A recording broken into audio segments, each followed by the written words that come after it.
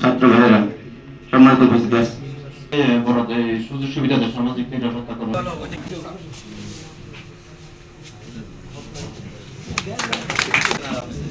আমি এই সমাজ কল্যাণ সংস্থার সাথে জড়িত।